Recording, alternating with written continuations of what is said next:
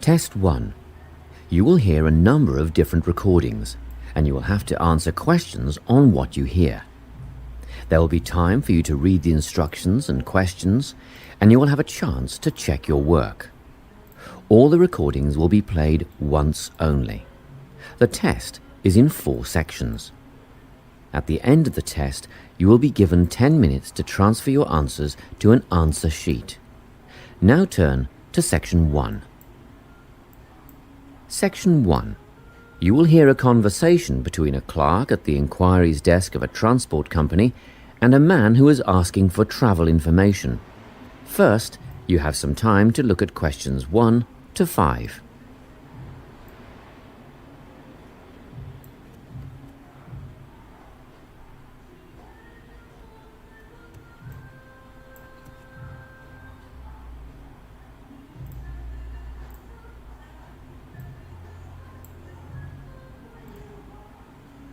You will see that there is an example that has been done for you. On this occasion only, the conversation relating to this will be played first. Good morning, Travel Link. How can I help you? Good morning. I live in Bayswater and I'd like to get to Harbour City tomorrow before 11 a.m. Well, to get to Bayswater... No, I live in Bayswater. My destination is Harbour City. Oh, sorry, right. So that's Bayswater to Harbour City. Are you planning to travel by bus or train? The man wants to go to Harbour City, so Harbour City has been written in the space. Now we shall begin. You should answer the questions as you listen, because you will not hear the recording a second time. Listen carefully and answer questions 1 to 5. Good morning, Travel Link. How can I help you? Good morning. I live in Bayswater and I'd like to get to Harbour City tomorrow before 11 a.m. Well, to get to Bayswater... No, I live in Bayswater. My destination is Harbour City. Oh, sorry. Right, so that's Bayswater to Harbour City. Are you planning to travel by bus or train?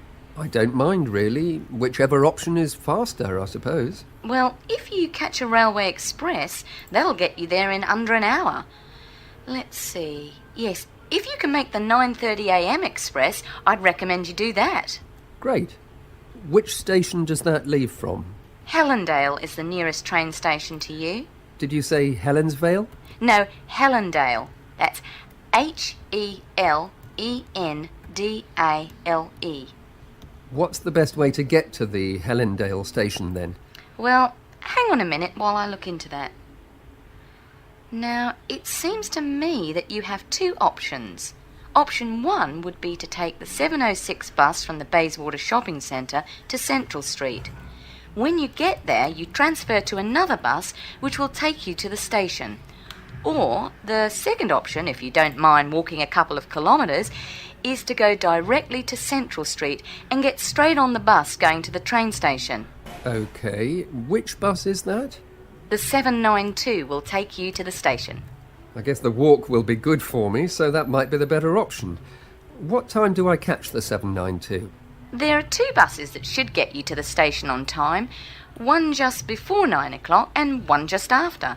But look, at that time of the morning it might be better to take the earlier one, just in case there's a traffic jam or something.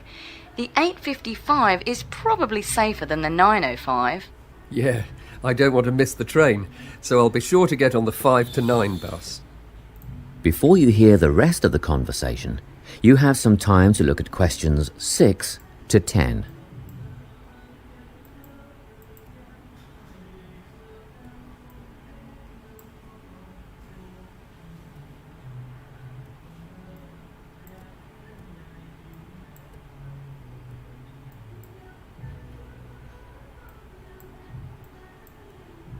Now listen and answer questions 6 to 10. By the way, how much will I have to pay in fares? Well, you can get a ticket on the bus for $1.80 cash, and you'll need $10 each way for the train. Wait, do you have a Travel Link card? No, but I can get one before tomorrow. OK, well that'll make it considerably cheaper then. The bus will cost $1.50 each way, and the train will be... The train to Harbour City will... still costs $10 because you'll be travelling during peak hours in the morning, so no savings there, I'm afraid. However, if you could come back at an off-peak time... What does that mean? Well, if you could start your return journey before 5 p.m. or later than 7:30 in the evening... Actually, I wasn't planning on coming back till at least 8 o'clock anyway. Oh, in that case, you can make quite a saving if you use your travel link card. You did say you were planning to purchase one, didn't you? Yes, I'll pick one up later today. Good.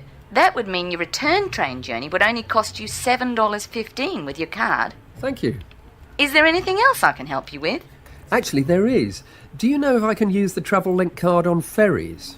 If you're thinking of the Harbour City ferries that go back and forth between the North and South Bank, those are the commuter ferries, then yes. A one-way trip costs $4.50, but with your card you'd make a 20% saving and only pay $3.55. So $3.55 for the commuter ferry. What about the tour boats?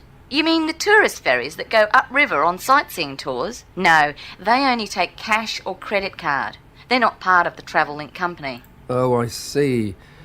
I don't suppose you know the cost of a tour? In actual fact, I do, because I took a friend on the trip upriver just last week. We decided on the afternoon tour, and that was $35 each, but I understand that you can do the whole day for $65. Thank you. You've been a great help. My pleasure. Enjoy your day out. That is the end of section 1. You now have half a minute to check your answers.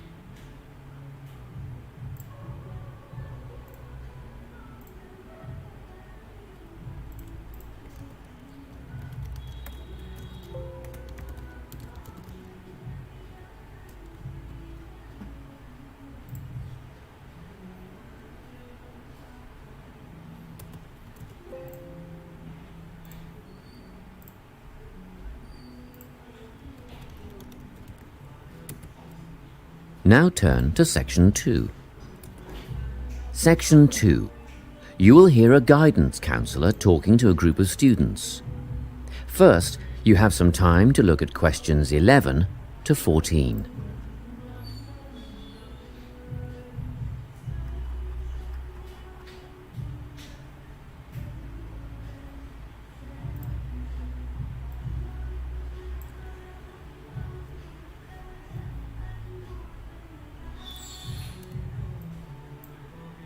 Listen carefully and answer questions 11 to 14.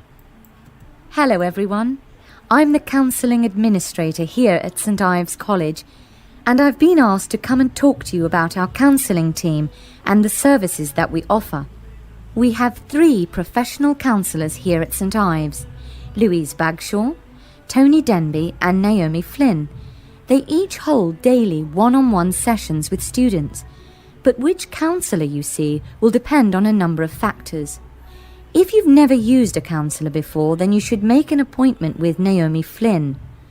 Naomi specialises in seeing new students and offers a preliminary session where she will talk to you about what you can expect from counselling, followed by some simple questions about what you would like to discuss. This can be really helpful for students who are feeling a bit worried about the counselling process. Naomi is also the best option for students who can only see a counsellor outside office hours. She is not in on Mondays, but starts early on Wednesday mornings and works late on Thursday evenings, so you can see her before your first class or after your last class on those days. Louise staffs our drop-in centre throughout the day. If you need to see someone without a prior appointment, then she is the one to visit. Please note that if you use this service, then Louise will either see you herself or place you with the next available counsellor. If you want to be sure to see the same counsellor on each visit, then we strongly recommend you make an appointment ahead of time. You can do this at reception during office hours or by using our online booking form. Tony is our newest addition to the counselling team. He is our only male counsellor, and he has an extensive background in stress management and relaxation techniques. We encourage anyone who is trying to deal with anxiety to see him. Tony will introduce you to a full range of techniques to help you cope with this problem, such as body awareness, time management, and positive reinforcement. Before you hear the rest of the talk, you have some time to look at questions 15 to 20.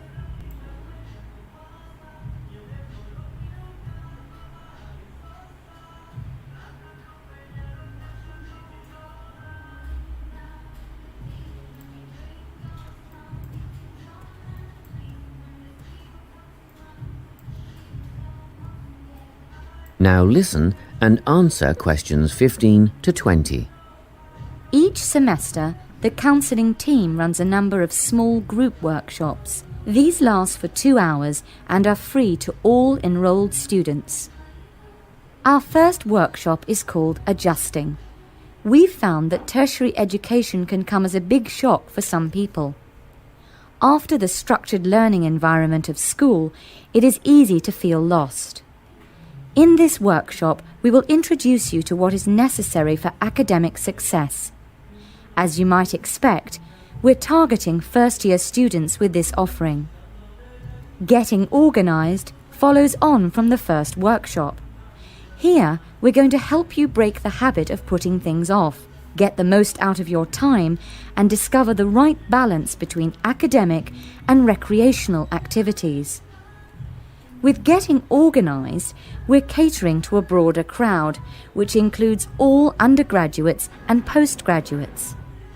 Next up is a workshop called Communicating. The way people interact here may be quite different to what you're used to, especially if you've come from abroad. We'll cover an area that many foreign students struggle with: how to talk with teachers and other staff. We'll cover all aspects of multicultural communication. International students tend to get a lot out of this class, so we particularly encourage you to come along. But I must say that sometimes students from a local background find it helpful too, so everyone is welcome. The Anxiety Workshop is held later on in the year and deals with something you will all be familiar with: the nerves and anxiety that come when exams are approaching. Many students go through their entire academic careers suffering like this, but you don't have to. Come to this workshop and we'll teach you all about relaxation and how to breathe properly, as well as meditation and other strategies to remain calm. We've tailored this workshop to anyone who is going to sit exams. Finally, we have the Motivation Workshop. The big topic here is how to stay on target and motivated during long-term research projects. This workshop is strictly for research students, as less advanced students already have several workshops catering to their needs. Well, that's it. Thanks for your time. If you have any questions or want more information about our services, do come and see us at the counselling service. That is the end of section 2. You now have half a minute to check your answers.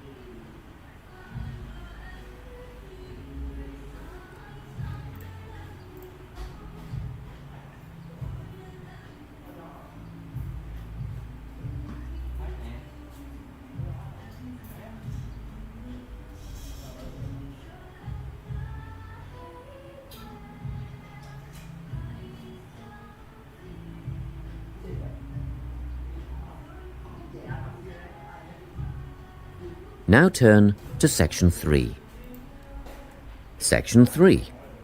You will hear a conversation between a tutor and 2 students who are preparing for an English literature test. First, you have some time to look at questions 21 to 24.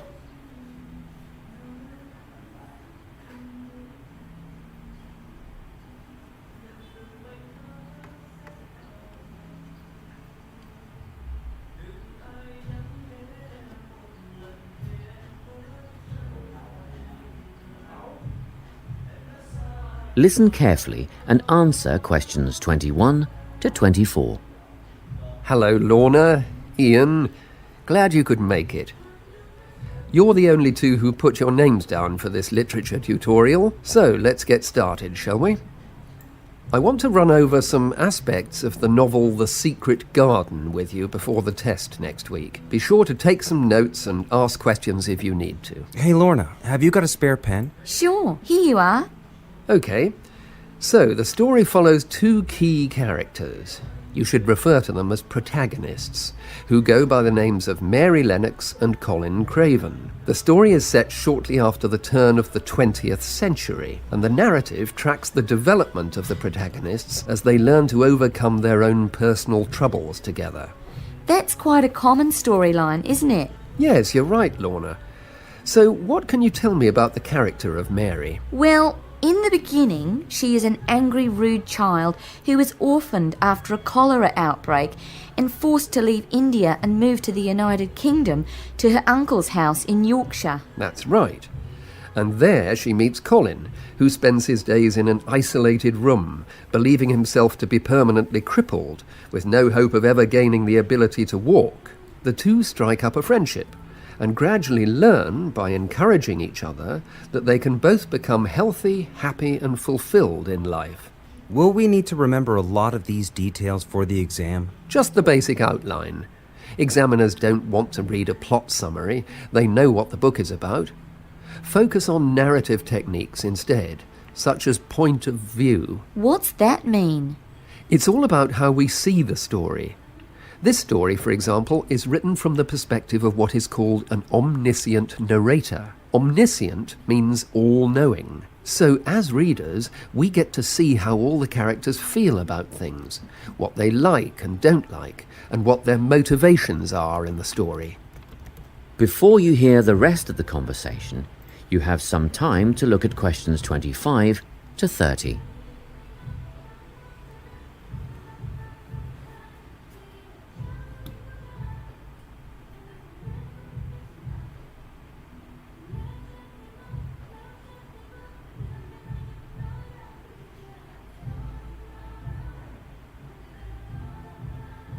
Now listen and answer questions 25 to 30.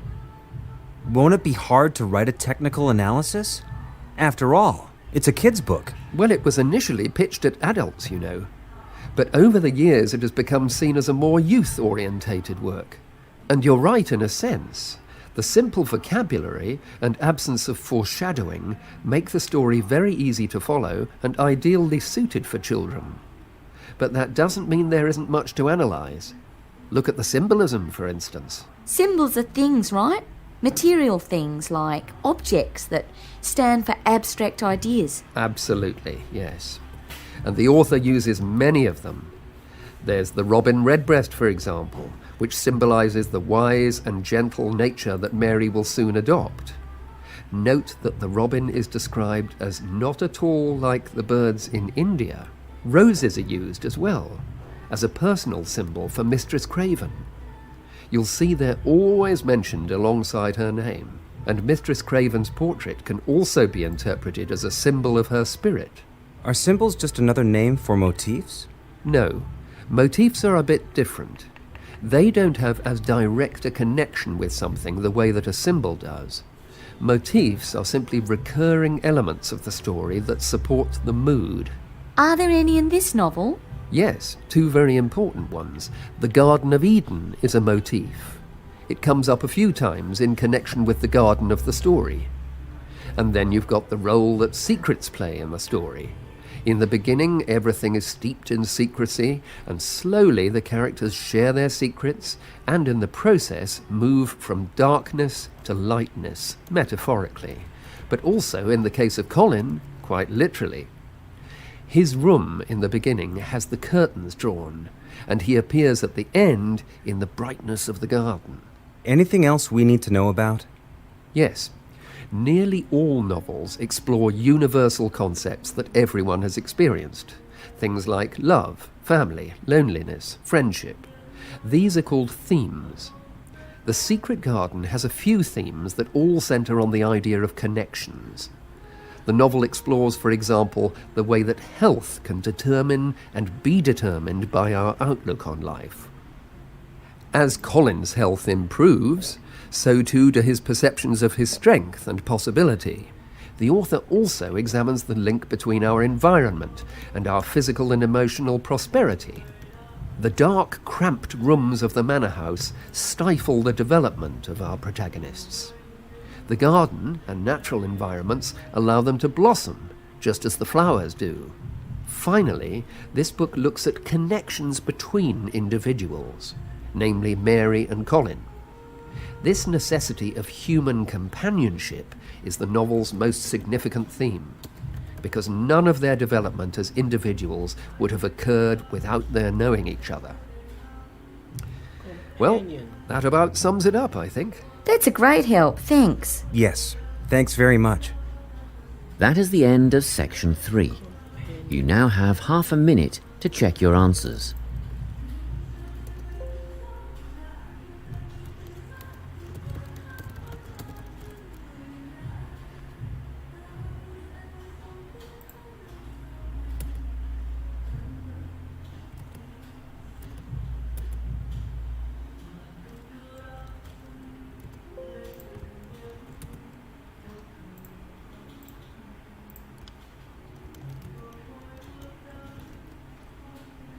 Now turn to section 4. Section 4. You will hear a talk on the topic of time perspectives. First, you have some time to look at questions 31 to 40.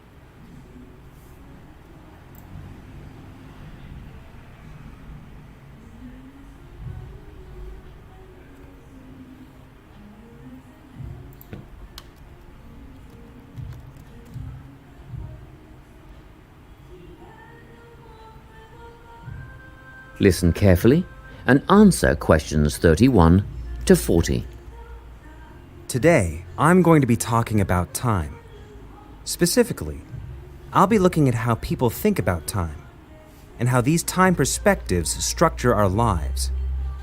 According to social psychologists, there are 6 ways of thinking about time, which are called personal time zones. The first 2 are based in the past.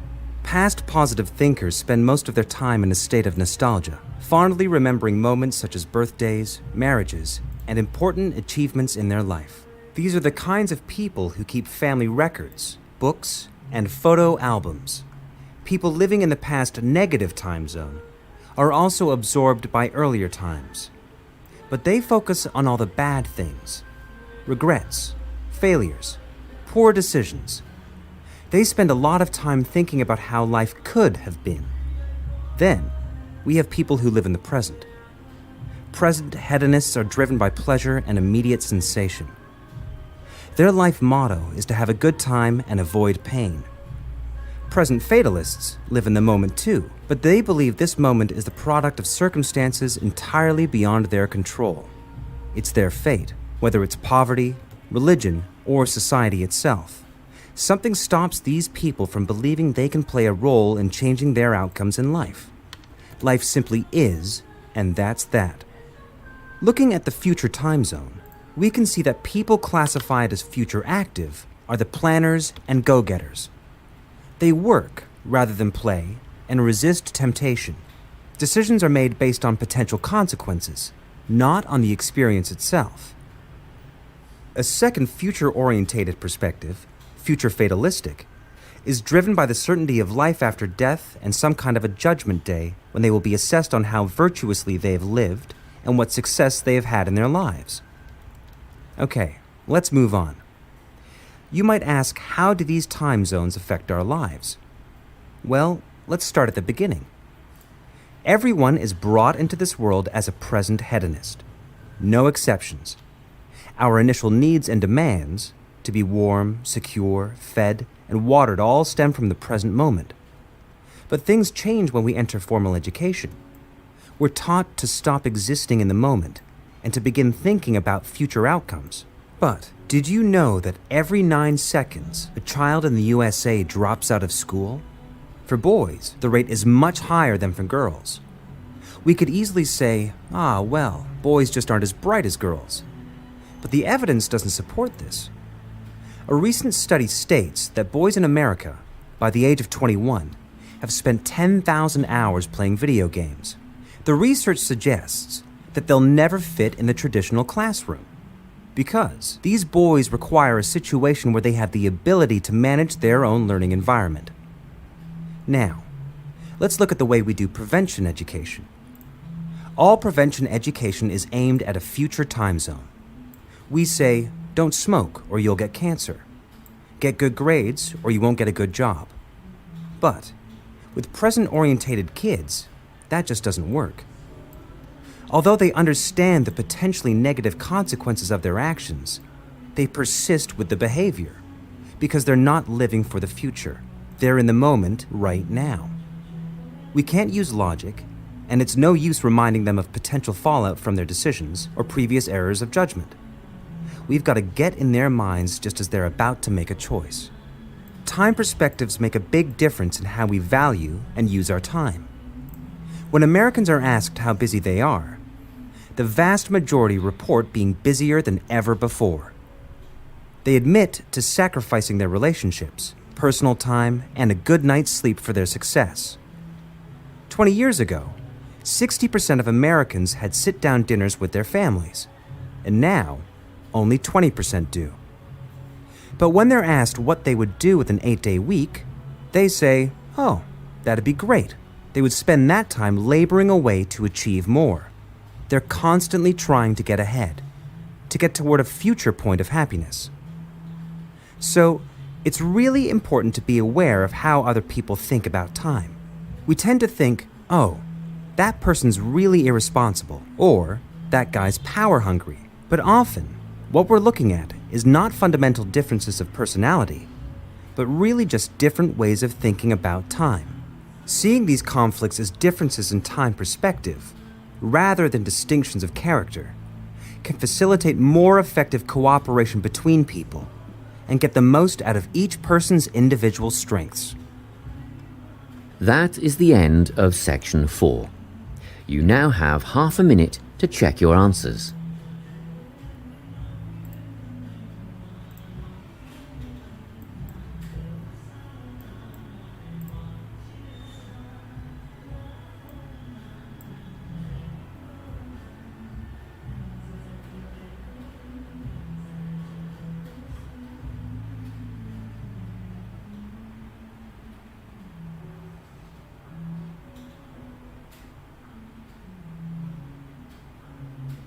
That is the end of the listening test. You now have 10 minutes to transfer your answers to the listening answer sheet.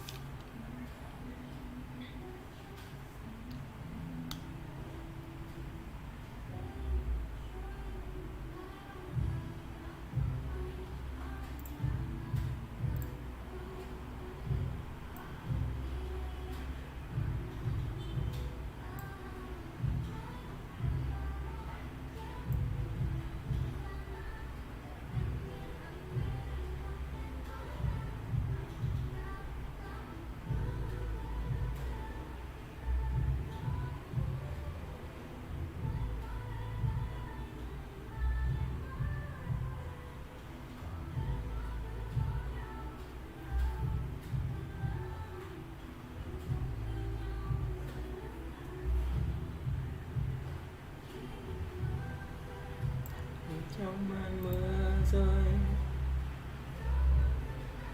em tay cho những hồi ức, chỉ cần em tôi bên đó mãi chờ em thôi. Nhưng sao rơi vụt đá tim, yeah.